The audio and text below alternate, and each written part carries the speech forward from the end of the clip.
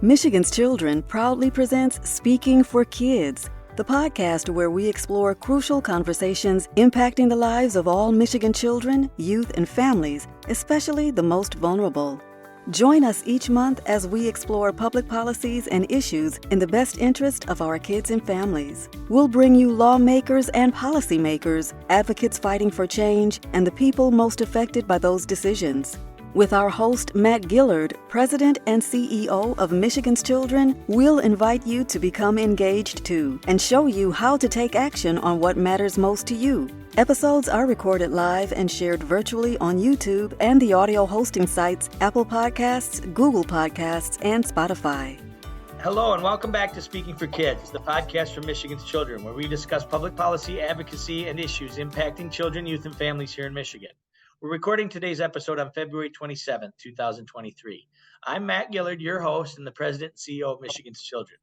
Last month, Governor Whitmer delivered her State of the State address and outlined a number of important issues regarding the lives of children and families here in Michigan. One of the big announcements that she had was her goal for universal PreK in Michigan by the end of her second term. So that would be by the end of the 4 years of this term that she's starting. And that's what we're going to be talking about today. As you can imagine, this is a bold proposal that's gotten a lot of attention from advocates around and interested in early childhood issues here in Michigan. And we know that there's a lot of questions and thoughts about this subject. So we're very happy today to be joined by two friends of mine and two special guests. It's really a great deal of expertise in this issue or in this area and on this issue. So today we have Dawne Bell, the CEO of the Early Childhood Investment Corporation, and Jeff Capizanno from the national group, the Policy Equity Group, both here to talk about PreK. Let them introduce themselves and then we'll get into the conversation. Dawne, why don't you start? Hi, Matt. Thanks for the invitation to join you today. I'm Dawne Bell, the CEO of the Early Childhood Investment Corporation, and we really are your statewide partner on all things early childhood. Our vision is simple and powerful, that all young children and their families in Michigan thrive, and we're looking forward to today's conversation. Jeff, go ahead. How about you introduce yourself as well? Sounds great. Good afternoon, Matt. Good afternoon, Dawne. I'm Jeff Capizanno. I'm president of the Policy Equity Group. It's an early childhood consultancy in Washington, D.C. Our work is to elevate the voices of socially conscious organizations by helping them with their policy and their communications, doing a lot of work in Michigan right now and across the country on helping states figure out their early childhood systems, and PreK is obviously a big part of that. So I'm looking forward to the conversation. Well, thank you both for joining us today. So let's get right into it. So as Jeff said, PreK is a big part of the early childhood world. We know that. We've had a very robust, publicly funded state PreK program here in Michigan for many years, and even saw some big expansion of that program under the previous administration, under the Snyder administration. But Governor Whitmer's proposal certainly takes that to a whole new level. And this idea of universal PreK in Michigan by the end of this 4-year term is something that's obviously on a lot of people's minds right now. So let's get right into it. Dawne, from your standpoint, what do you think people should know or think about as we embark down this idea, or as we start really to think about this issue and movement towards a universal PreK system here in Michigan? Thanks, Matt. So at the Early Childhood Investment Corporation, we're focused on 3 priorities as the plan for universal PreK moves forward. The first is that any expansion of preschool center the families with highest needs first before we expand to higher income families. We're really encouraged that the governor's executive budget proposal included funding to help existing GSRP, Great Start Readiness Program, I don't know if we spelled it out, preschool classrooms maybe expand to be full week, expand to Friday offerings, expand to full workday, and even expand beyond 30 weeks to summer programming. The second priority is that the expansion of preschool have no negative impact on the private child care market, which serves children 0 to 5, and then also offers after school and summer programming for children up to age 12. And then the third is that we are continuing to amplify the urgent need for greater investment and resources for the 0 to 5 workforce, including funding for adequate compensation and inclusive recruitment. Yeah, that's great. And I think, there's a lot there, and there's a lot of the governor, I mentioned in the intro, the governor's State of the State address. Well, then obviously following that just a couple of weeks ago was her presentation of her budget proposal for the state budget for the next fiscal year. And she, unveiled some plans that related to this universal pre-K, but addressing some of those issues that you just highlighted as well. And I think Michigan's Children really shares those same goals of ECIC and making sure that whatever we're doing around early childhood, that it's focused on those areas. So Jeff, from your perspective, and having the added bonus, I guess, of seeing some of this play out in other states as well, what should we specifically be thinking about or looking at here in Michigan as we move in this direction?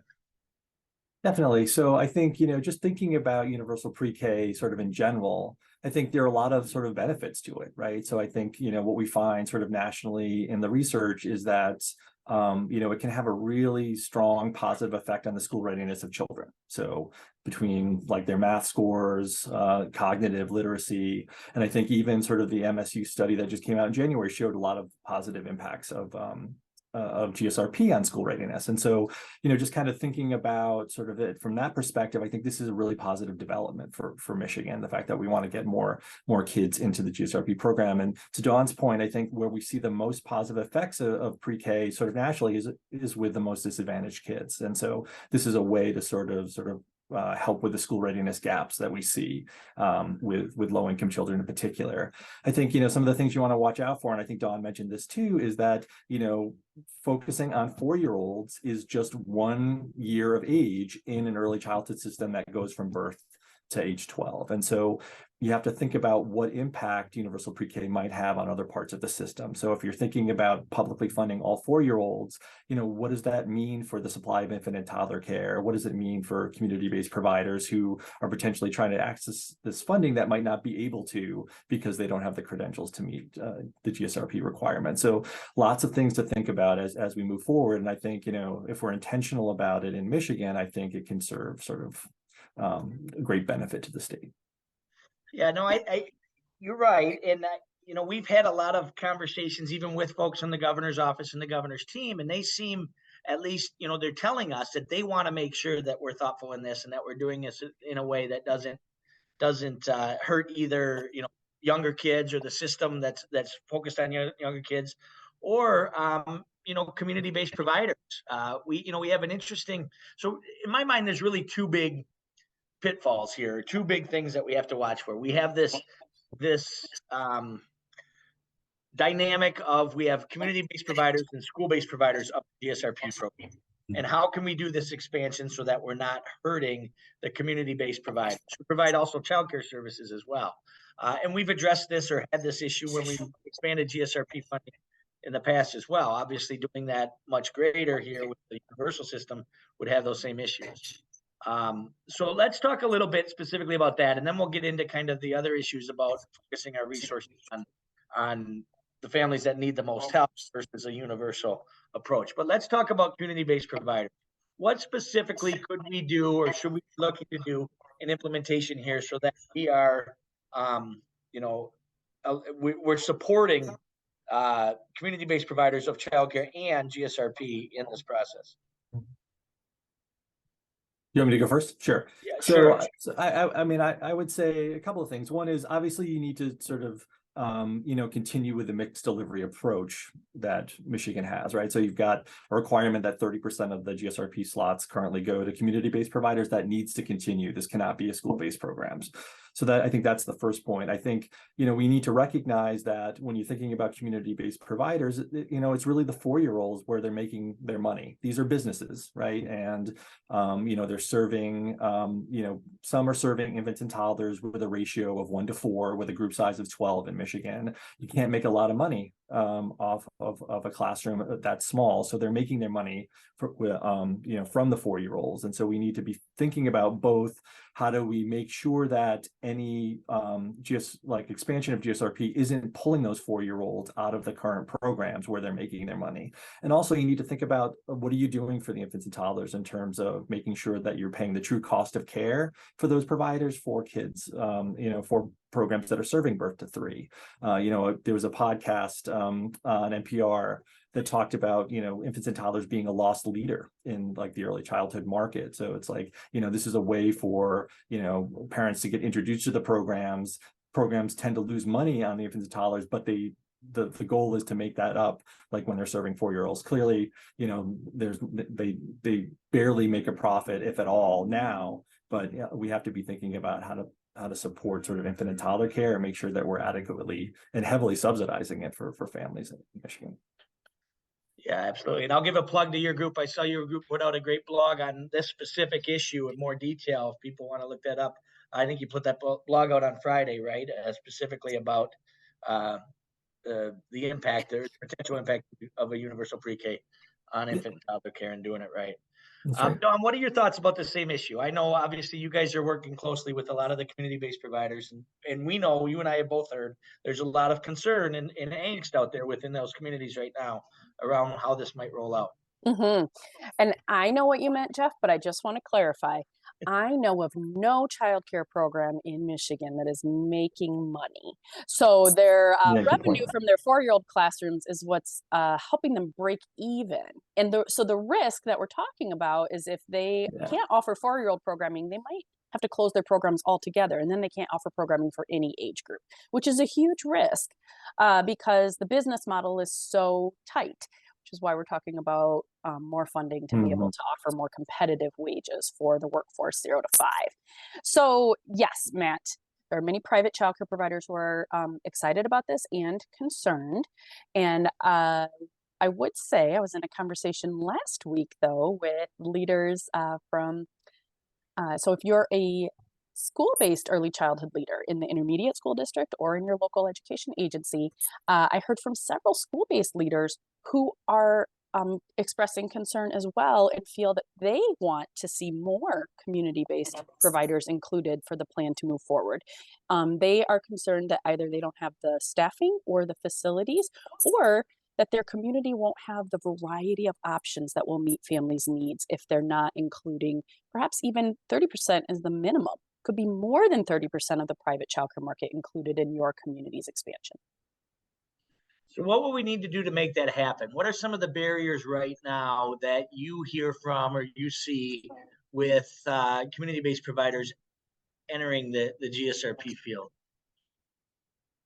There are a bunch. I think, the administrative requirements of GSRP is a big one, right? So if you look at the GSRP implementation manual, it's like 127 pages of pretty detailed sort of compliance regulations. And I think, for smaller childcare providers that want to be a part of this, it's really difficult for them to sort of, sort through that and sort of meet all of those requirements. I think also, the reason that parents come to community-based organizations for care is because it really meets the needs of working parents. It's like, it serves, parents 40 hours a week, five days a week. And looking at the GSRP program right now, it really doesn't meet the needs of working parents. It's a part day, part week, part year program. And so I think that's another big barrier. And I think, honestly, the childcare programs are going to struggle with the teacher credentials and trying to sort of, meet the requirements of GSRP around the teachers. And so those are 3 big ones that come to mind, sort of just thinking about, how we're going to move forward with this. Anything additional, Dawne, that you're hearing directly from providers or potential providers here in Michigan? I would just say we have thousands of private childcare programs in Michigan that are high quality. They are high quality and they don't currently receive GSRP grant funding. And so all the things Jeff's identifying are solvable issues. We could align the quality of the existing childcare programs with a GSRP grant. And I know there are many, many voices around the state who are really interested in contributing to this conversation as the plan moves forward. So what do we know about getting those voices involved in this? Jeff, any updates from your end? I know the governor's talked about putting together a group of experts or a panel around this to start to kind of break down some of these issues.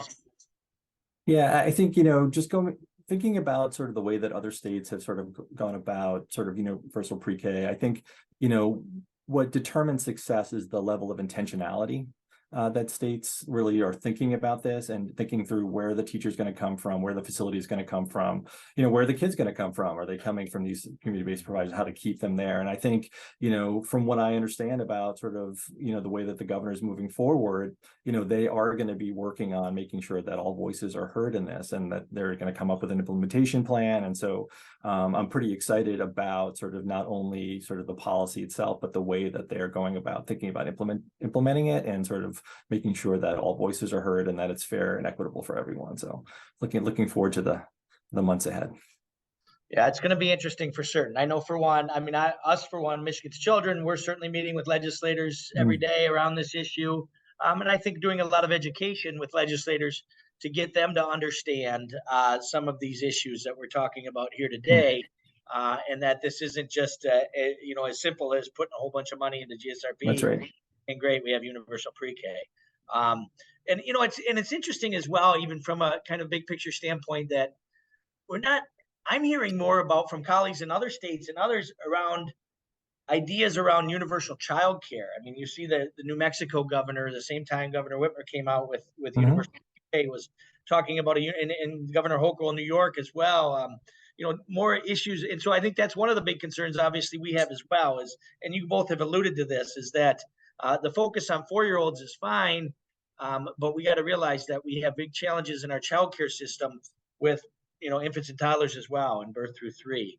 And so, like I said before, the governor's proposals are interesting. Her budget proposals are interesting in efforts to address the workforce. Let's talk a little bit about workforce. And I know, Dawne, you alluded to this. So what are some of the things that we could do, or we should be looking to do, to support the workforce in early childhood in general, and to maybe prevent this idea or this potential of public GSRP expansion exacerbating workforce issues that we have currently in early childhood? Matt, so I think it's still true that we try to ask elected officials if they know the price of a gallon of milk right now. Do you both know what the cost of a gallon of milk is right now?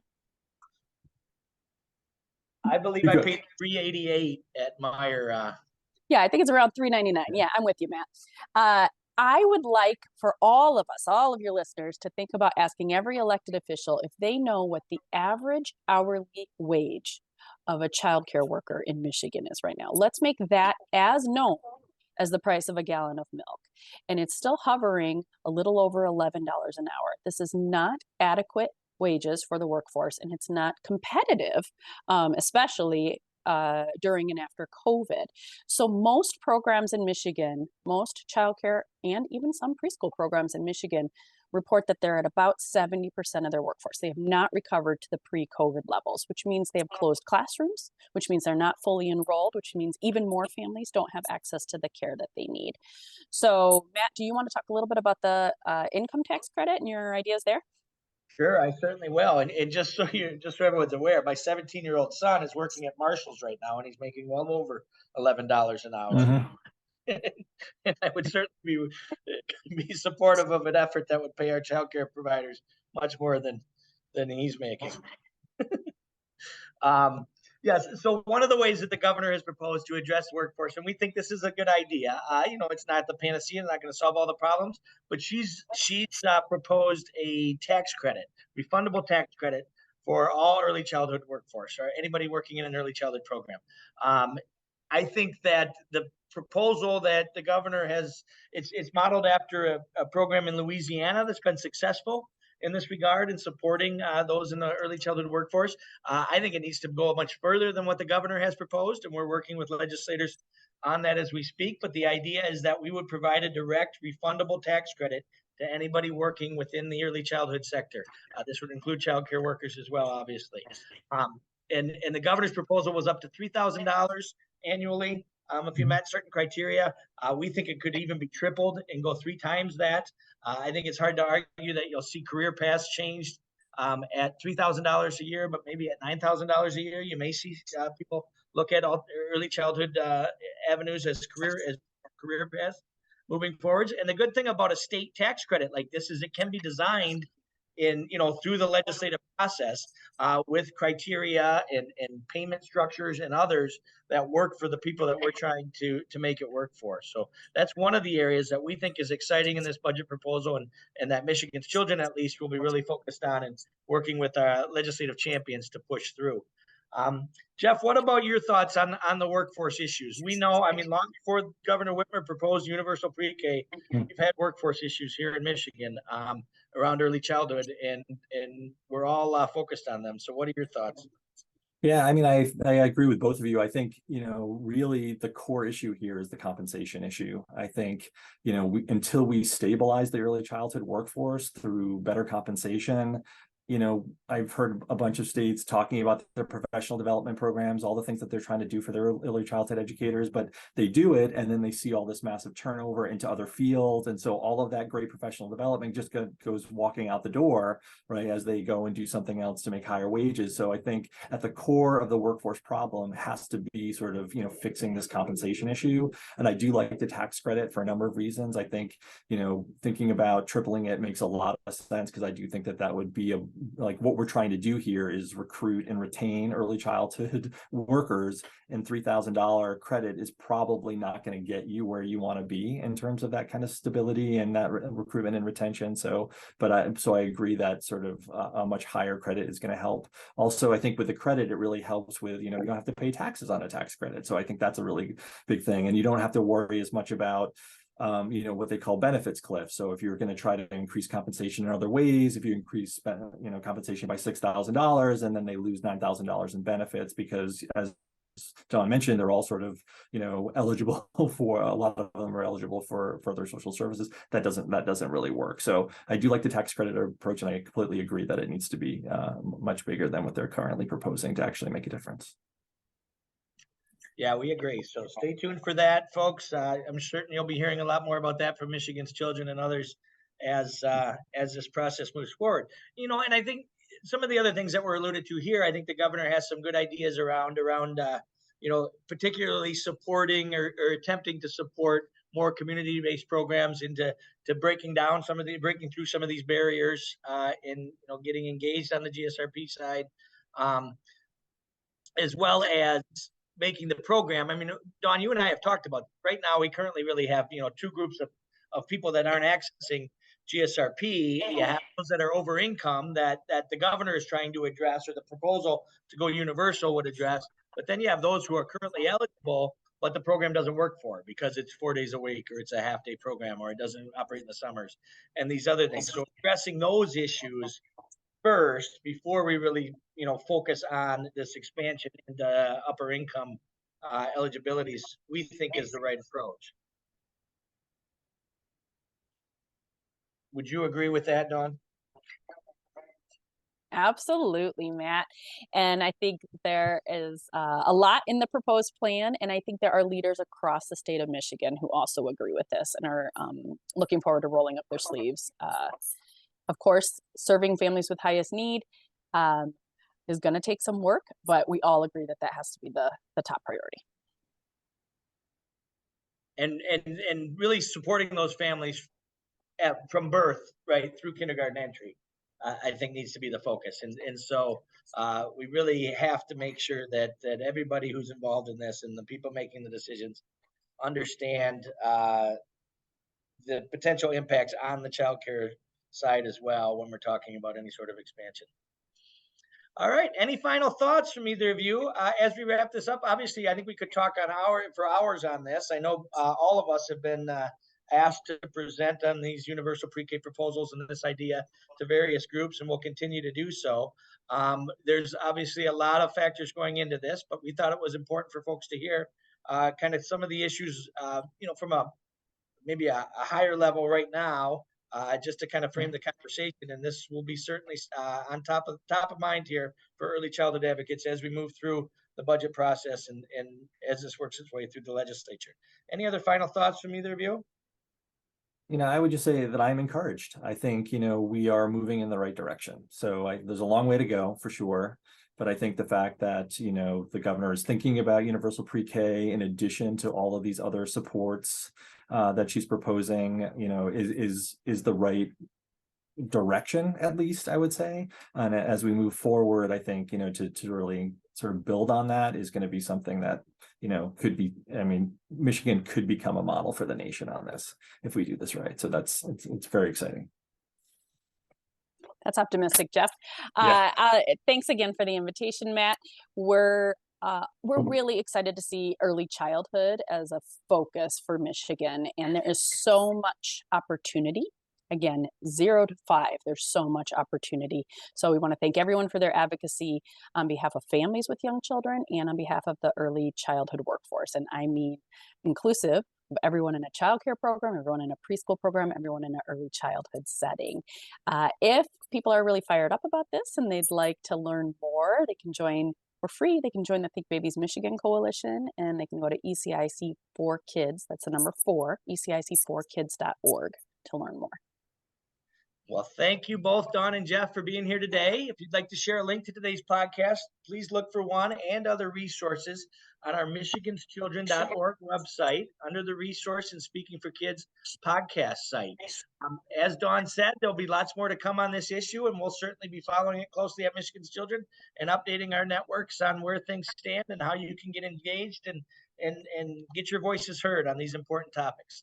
We'll be back next month for another crucial conversation about issues impacting children and families here in Michigan. Thank you for joining us today. You've been listening to Speaking for Kids, the podcast for Michigan's Children with host Matt Gillard. Thanks for joining us. To explore these and other issues relevant to our state's children, youth, and families, and to build your advocacy muscle, go to our website at www.michiganschildren.org. You'll find links and news about past and future podcast topics under our Resource tab and action alerts under the Take Action tab. Find and like us on Facebook and Twitter. Terry Bannis and Stephen Wallace produced this podcast. Contact them with your questions and ideas for other topics. Michigan's Children is a nonprofit advocacy organization, an independent voice working to reduce disparities in child outcomes from cradle to career through policy change.